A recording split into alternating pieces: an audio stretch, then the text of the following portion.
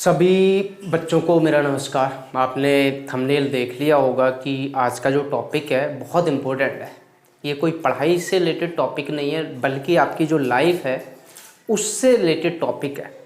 Reason क्या है इस टॉपिक को बनाने के पीछे? रीज़न ये है कि आप बहुत सारे बच्चों के मेरे पास कॉल आए हुए हैं जब से कल से आपका नीट का रिज़ल्ट आउट हुआ है, और बच्चों के तरह तरह के डाउट हैं। बहुत सारे बच्चे डिप्रेशन में जा चुके हैं, बहुत सारे बच्चे अपनी लाइफ को ख़त्म करने की बात कर रहे हैं। तो ऐसा हो क्या रहा है कि नीट में सबसे ज़्यादा जो सुसाइड हो रहे हैं वो नीट की वजह से होते हैं।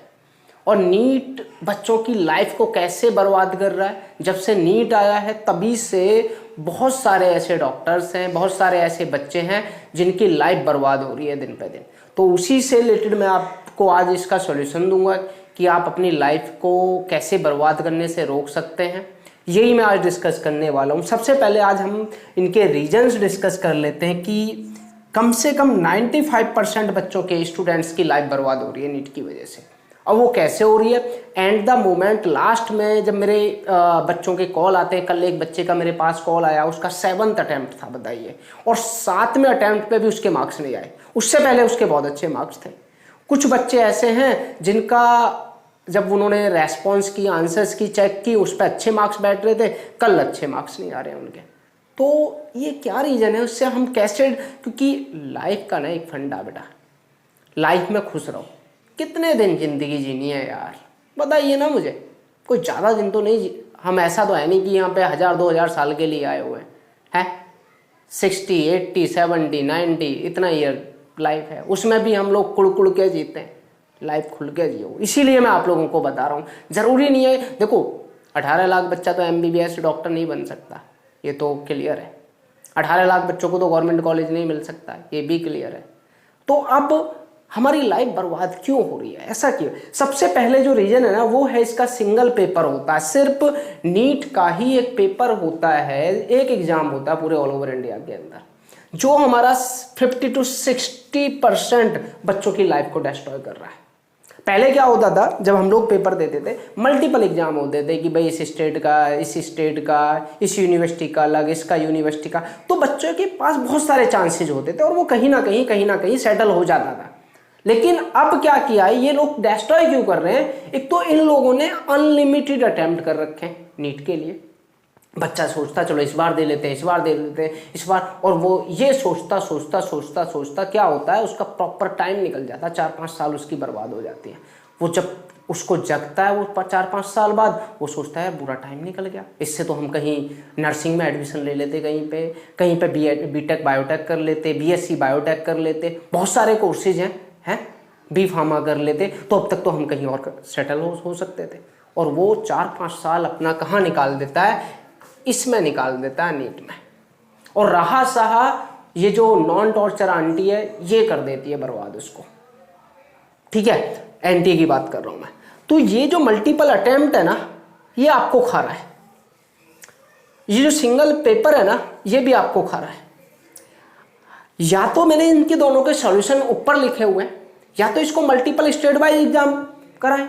अगर ऐसा पॉसिबल नहीं है तो ये कम से कम 4 टाइम्स, एक साल में 4 टाइम्स इसको नीट को एग्जाम कराना चाहिए, कम से कम 4 टाइम्स।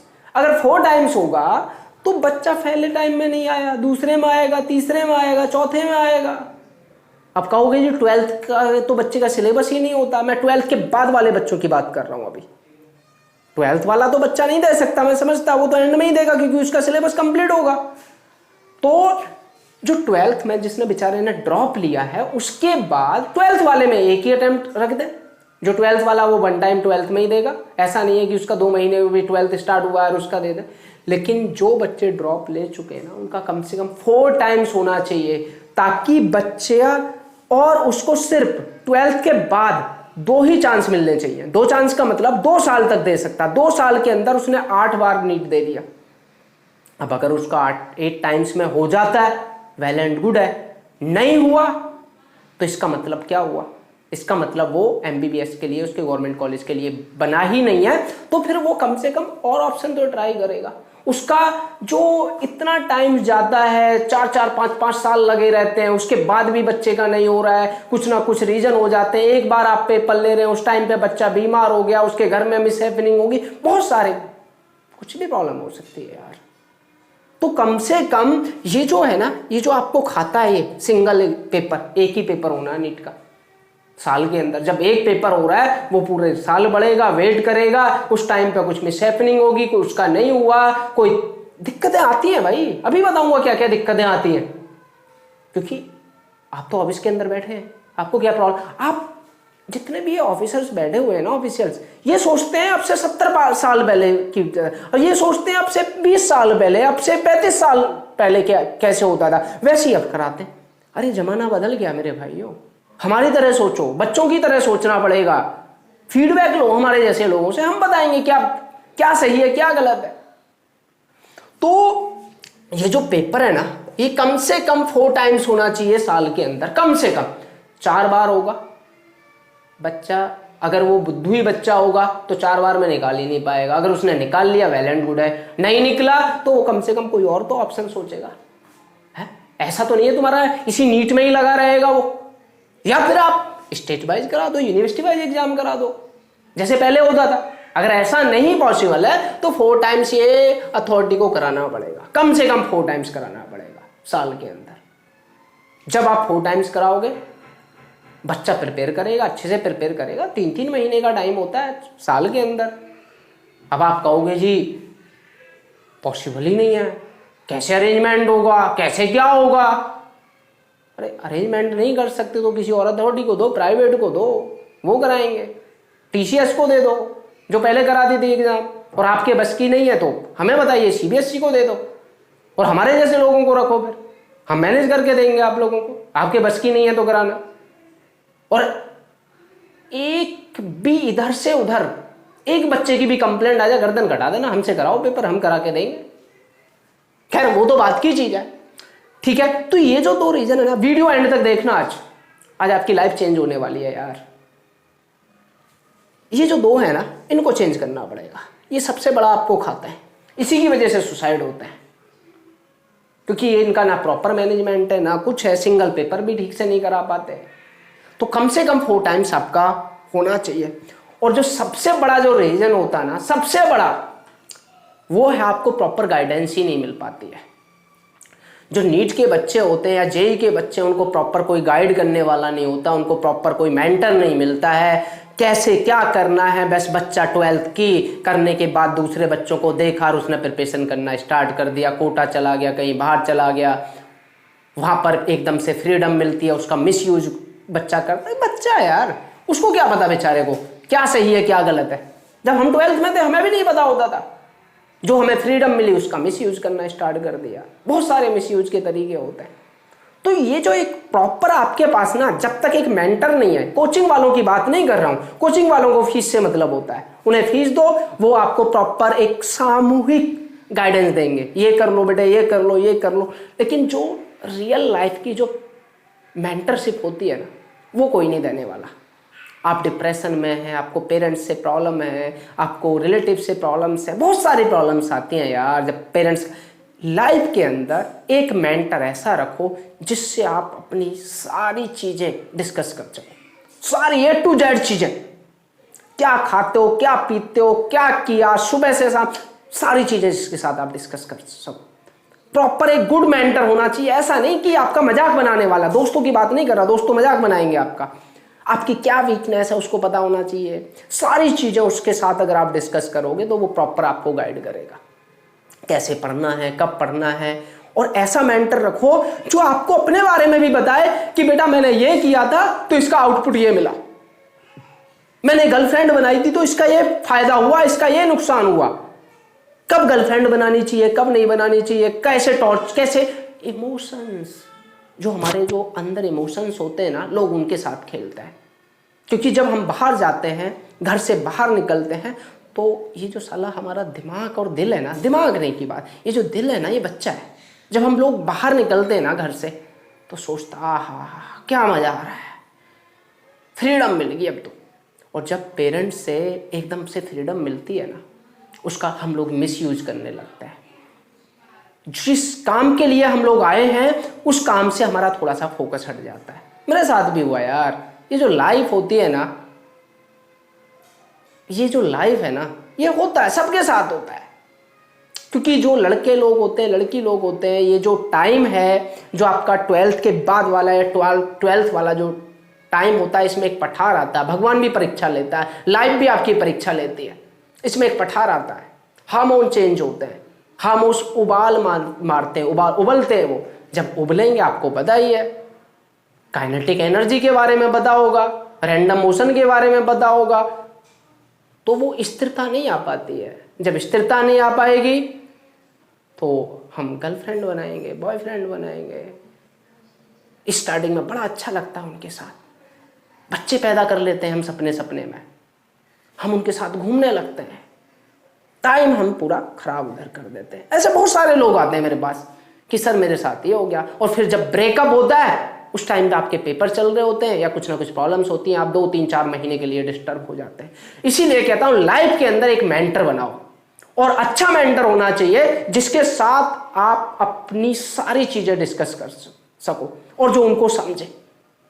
इसीलिए आप लोगों की वजह से आप देख रहे होंगे, आपका सारथी पवन भड़ाना के नाम से मैं एक प्रोग्राम चला रहा हूं, और उसमें ऐसे ही बच्चों की मैं हेल्प करता हूं, फ्री ऑफ कॉस्ट है, किसी से कोई चार्ज नहीं लिया जाता। और हर चीज में उनकी हेल्प की जाती है, पढ़ाई में, हर चीज में। और इस बार मैं 500 बच्चे सेलेक्ट कर रहा हूं आपका सारथी के लिए, और उन 500 के 500 का नीट के अंदर या जेई के अंदर मैं करा के दिखाऊंगा। ये मैं आपसे वादा कर रहा हूं, इसको ज्वाइन कर लेना एक बारी, फ्री ऑफ कॉस्ट है, कोई चार्ज नहीं है किसी से भी। 500 बच्चे सेलेक्ट कर रहा हूं, 500। लेकिन वो सिलेक्शन कैसे होगा? 1-to-1 होगा, बात करके होगा, जो मुझे फॉलो कर सकता है। चलो ये बात की चीज है, ठीक है। डिस्क्रिप्शन में मैंने लिंक डाल दिया, ज्वाइन कर लेना। तो ये जो नॉट प्रॉपर गाइडेंस है ना, इसकी वजह से बहुत सारे बच्चे डिस्ट्रॉय हो जाते हैं, बहुत सारे बच्चों की लाइफ बर्बाद हो जाती है, क्योंकि उनको यही नहीं पता होता कि कब हमें कौन से कोर्स में एडमिशन ले लेना चाहिए, नहीं लेना चाहिए, क्या करना चाहिए, क्या नहीं करना चाहिए। वो सिर्फ एक डायरेक्शन में पढ़ते रहते हैं। पता लग रहा है किसी रीजन से निकल ही नहीं पाया। बहुत सारे रीजन होते हैं यार, ये तो गेम है। लोग कहते हैं ना कि पढ़ाई नहीं, पढ़ाई के साथ साथ गाइडेंस बहुत जरूरी है।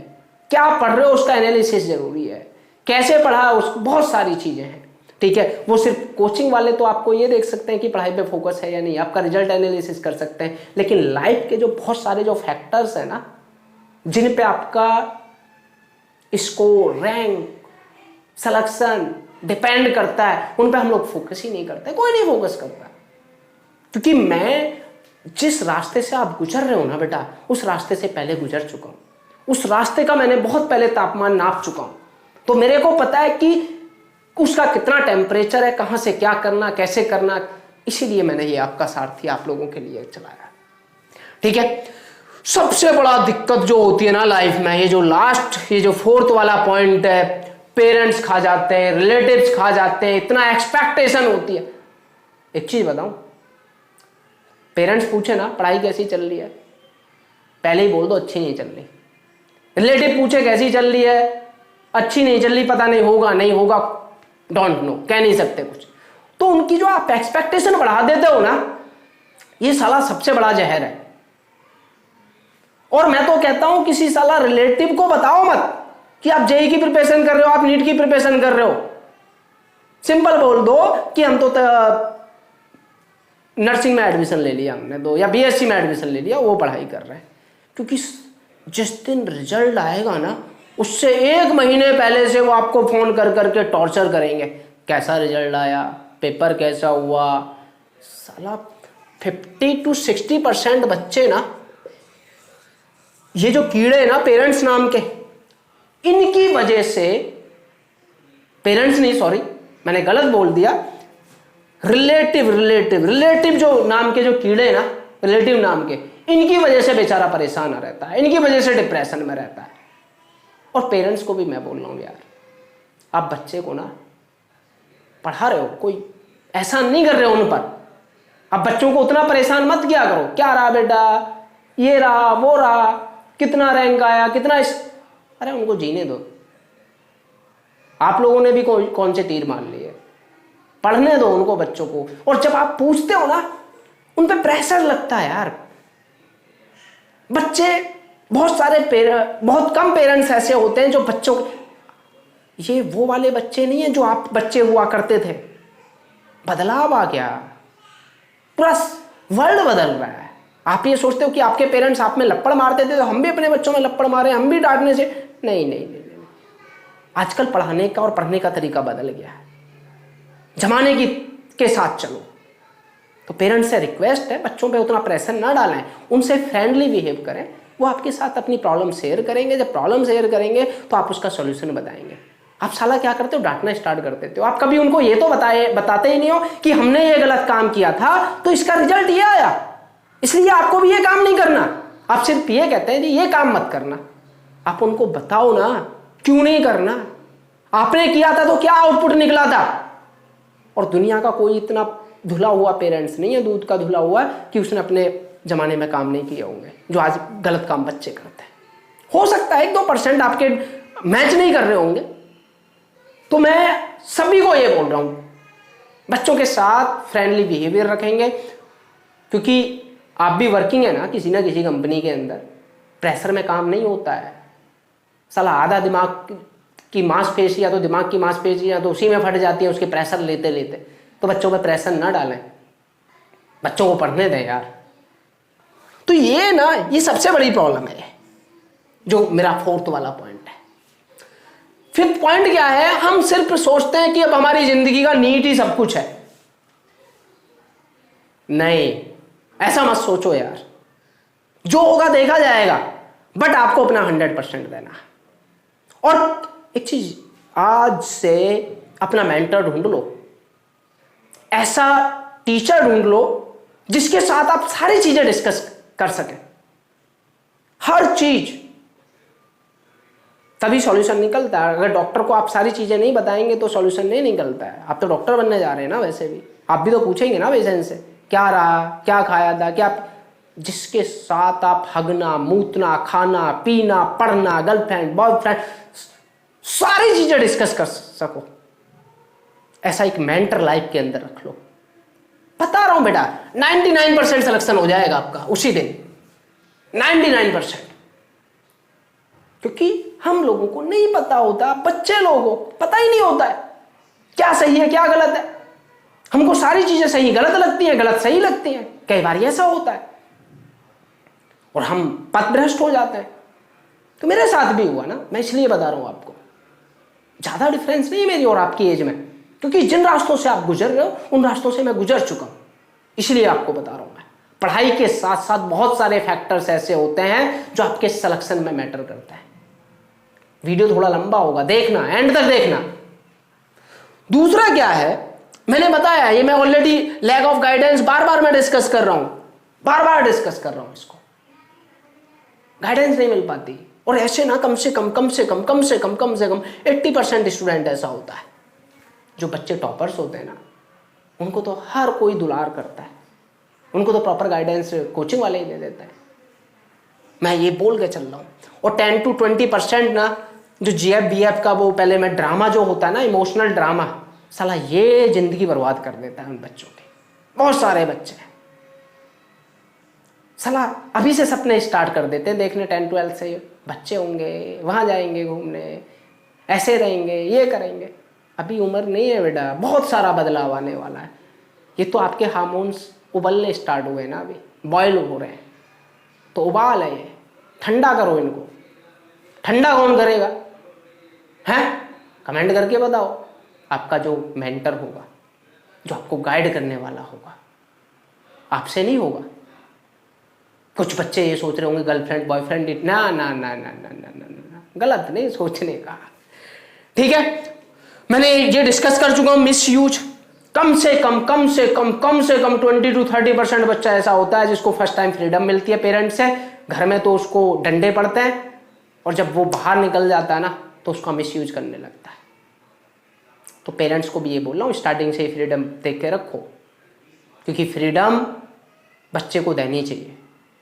उसको करने दो जो वो कर रहा है, उससे फिर डिस्कस करो।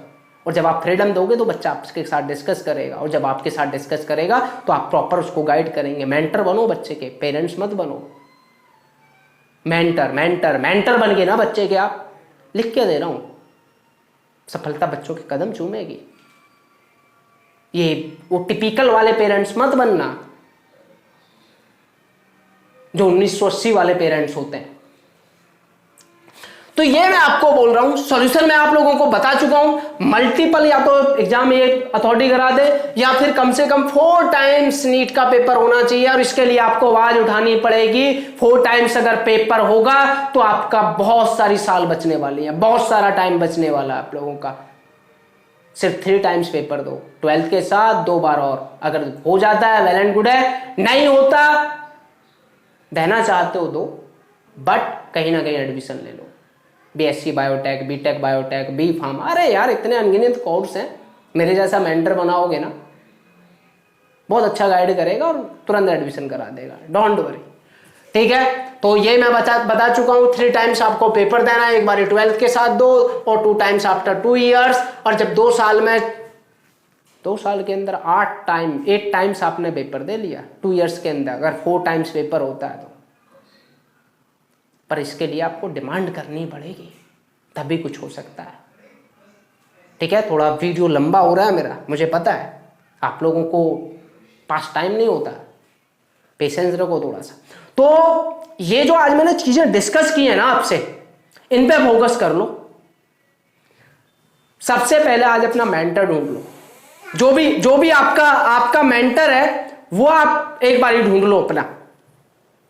ठीक है, जब आप अपना मेंटर आप ढूंढ लोगे, अच्छा मेंटर होना चाहिए जो आपकी हर बात को समझे। यही थोड़ा डिफिकल्ट काम है। जब ना मिले मेरे पास आ जाना, आपका सारथी का मैंने डिस्क्रिप्शन में लिंक डाल दिया, ज्वाइन कर लेना। लेकिन मेरे रूल थोड़े से डिफिकल्ट होते हैं, और मैं ये लिख के दे रहा हूं 99% आपका सिलेक्शन करा के छोड़ूंगा, 99.99 नहीं, इवन 100% करा के छोड़ूंगा, अगर जो मैं कहूंगा वो कर लिया। और करना तो पड़ेगा यार। और मैं ये बोल रहा हूं कि वो बच्चा करेगा जिसको नीट के अंदर सिलेक्शन चाहिए, अच्छा स्कोर चाहिए। या फिर आपकी सिर्फ एक ये जिद है, आपकी लगन नहीं, आप चाहते ही नहीं यार, मन से ही नहीं चाहते फिर उसको, अगर मेरी बात नहीं मानी आपने। ठीक है, तो मैं सिर्फ आपको ये बता के चल रहा हूँ, आपका सारथी पवन भड़ाना ज्वाइन कर लेना, डिस्क्रिप्शन में लिंक है। अगर आप सच में सिलेक्शन चाहना चाहते हैं, जिन बच्चों का इस बार नहीं हुआ है, प्रेशर लेने की जरूरत नहीं है। नेक्स्ट टाइम कोई कुंभ का मेला नहीं है, 12 साल में आएगा, 7 मई को होने के चांसेस हैं, फिर होगा, इस बार देंगे। और इस बार हम 4 टाइम्स के लिए आवाज फिर से उठाएंगे। चैनल को सब्सक्राइब कर लो, वीडियो को ज्यादा से ज्यादा बच्चों तक शेयर कर दो। ठीक है, जय हिंद, जय भारत।